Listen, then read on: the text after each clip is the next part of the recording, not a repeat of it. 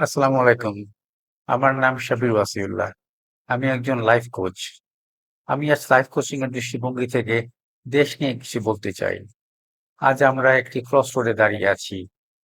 আমি ৬টি পয়েন্ট নিয়ে আপনাদের সামনে তুলে তুলে ধরতে চাই। সমস্যা, এগুলোর সুযোগ এবং আমি আপনি কি করতে পারি তা একটু ব্যাখ্যা করতে চাই। পয়েন্ট নাম্বার ১, রাজনৈতিক স্থিতিশীলতা ও শাসন ব্যবস্থা। এখানে সমস্যা হলো দীর্ঘদিন ধরে একদলীয় আধিপত্য, দুর্বল গণতান্ত্রিক প্রতিষ্ঠান আর আইনের শাসনের ঘাটতি ব্যবসা ও বিনিয়োগকারীদের আস্থা কমছে।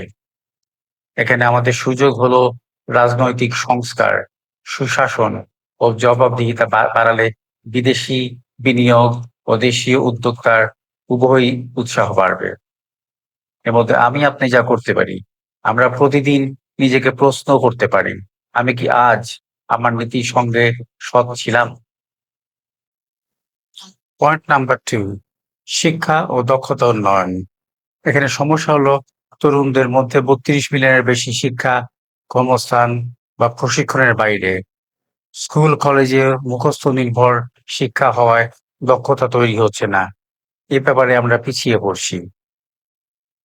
এখানে সুযোগ হলো কারিগরি শিক্ষা, আইটি প্রশিক্ষণ ও গ্লোবাল জব মার্কেটের সাথে যুক্ত প্রোগ্রাম চালু করলে এই জনসংখ্যাকে উৎপাদনশীল শক্তিতে রূপান্তর করা সম্ভব।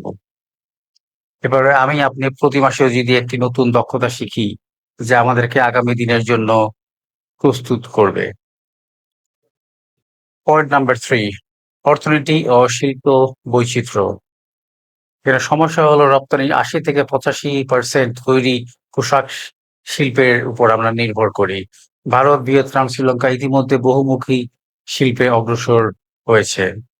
এখানে আমাদের সুযোগ হলো এটা ডাইভার্সিফাই করা। ওষুধ, আইটি, আউটসোর্সিং, কৃষি কৃষি পণ্য প্রক্রিয়াকরণ ও জাহাজ নির্মাণ খাতে জোর দিলে ঝুঁকি কমবে ও আমাদের আয় বাড়বে। এ ব্যাপারে আমি বা আপনি আমাদের আয়ের বা দক্ষতার অন্তত ২ টা উৎসাহ তৈরি করুন। যেমনি চাকরির পাশাপাশি ফ্রিল্যান্সিং বা ছোট ব্যবসার চেষ্টা করুন। পয়েন্ট নাম্বার 4, ইনফ্রাস্ট্রাকচার ও প্রকল্প ব্যবস্থাপনা। এখানে সমস্যা হলো বড় বড় প্রকল্পের সময় ও বাজেট অতিক্রম হয়। স্বচ্ছতা কম থাকায় করাপশন বেশি। এখানে সুযোগ হলো ডিজিটাল মনিটরিং, স্বচ্ছ টেন্ডার সিস্টেম এবং পাবলিক প্রাইভেট মডেলে কাজ করলে গতি বাড়তে পারে। এখানে আমি আপনি আমাদের নিজেদের প্রতিদিনের কাজের জন্য আমরা যদি পরিকল্পনা লিখি, কোন কাজ কত সময় লাগবে, ডেডলাইন দিলে কাজ সময় মতো শেষ হয়। পয়েন্ট নাম্বার 5, বিদেশি বিনিয়োগ।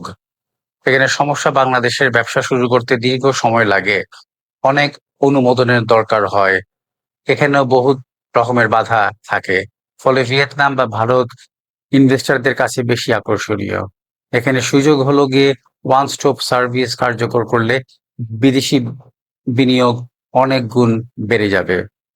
এখানে আপনারা যা করতে পারি, আমরা ৫ জন আমাদের কাছের মানুষের মধ্যে সময়, সহায়তা আর বিশ্বাস তৈরি করি।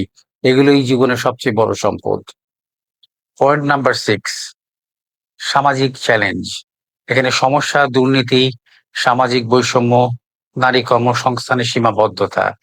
আর এখানে আমাদের সুযোগ হলো গিয়ে নারী পুরুষের সমান অংশগ্রহণ বাড়লে আমাদের জিডিপি কমপক্ষে ২০ থেকে ২৫% বাড়তে পারে বিশ্ব ব্যাংক অনুযায়ী। আর আপনার বেলায় আমরা যদি অন্যকে এগিয়ে নিয়ে আসার অভ্যাস গড়ে তুলি, তাহলে আমাদের সাফল্যের মধ্যে অন্যকে টেনে আনার মধ্যেই আমাদের সাফল্য লুকিয়ে আছে।